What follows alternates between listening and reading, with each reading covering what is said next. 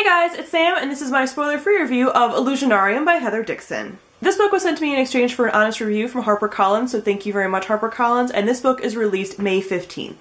This is a YA standalone steampunk adventure story, and it follows our main character Jonathan, who is a scientist apprentice for his father in an alternative England. And it is all very steampunky, there's different kinds of technology and such, and in this world, very recently, an epidemic has broken out among the women.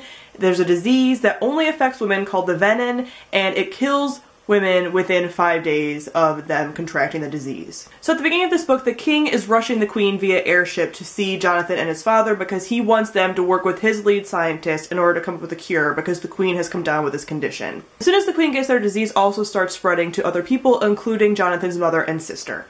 The lead scientist wants them to use this kind of drug, hallucinogen drug, that causes illusions because she feels that you can speed up time and test all these different kinds of anecdotes and drugs to kind of solve this mystery of how to cure this disease, but Jonathan's father doesn't want to do it because he thinks that this illusion drug causes people to kind of change. The lead scientist is someone he's familiar with from the past, and she doesn't seem the same, but Jonathan is really desperate and wants to use this to help his family, and everything kind of takes off from there. So that sounds like a pretty lengthy synopsis, but that is just the very beginning 2 or so chapters of the book. There are a ton of things that happen, and the book is not the same at the end as it was in the beginning. What you think is going on in the beginning is completely different than what you find out at the end. And there's a ton of twists and turns that you just don't see coming, and I really enjoyed the story.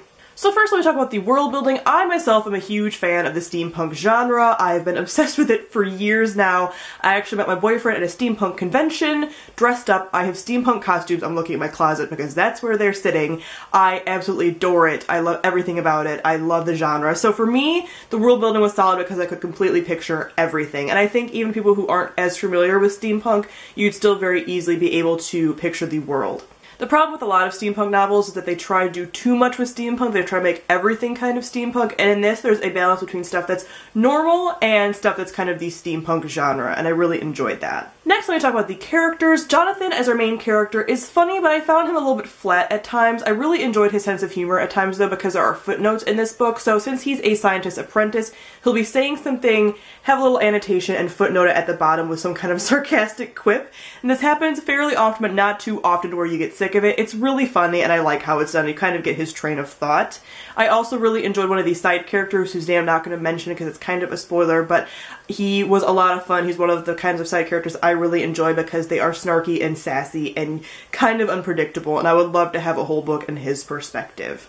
Another perk of this book is that there is no love subplot at all. This is mostly about Jonathan's love for his family and wanting to cure his mother and his sister, and there's no kind of love interest really at all. So if you're really into not having a romantic subplot, you're going to enjoy this because there's no kind of romance in it at all. It's just a very windy, twisty, turny, plot-driven book. Now onto the plot, as I've already kind of talked about, as this is a plot-driven story. Very fast-paced, very engaging, you really don't know what to expect, and it kind of almost reads like a movie script because you just don't know what's coming next, and I could very clearly picture everything. It's very, very fast-paced, and you don't really get a chance to recover before the next thing is happening. So I absolutely flew through this book. Overall, I really enjoyed this story. I found it fun and fast-paced and was an idea that I hadn't really seen before, which I really enjoyed. I was able to picture the world wonderfully, and again, I love steampunk as a genre, so it is exactly what I was looking for. I gave this between 3 and 3.5 stars. So look forward to picking this up on May 15th, or if you are interested, and if you've already read this book, comment down below and let me know what you thought of it, and if you have any other steampunk recommendations for me. So thank you all for watching, and I'll see all of you guys soon. Bye!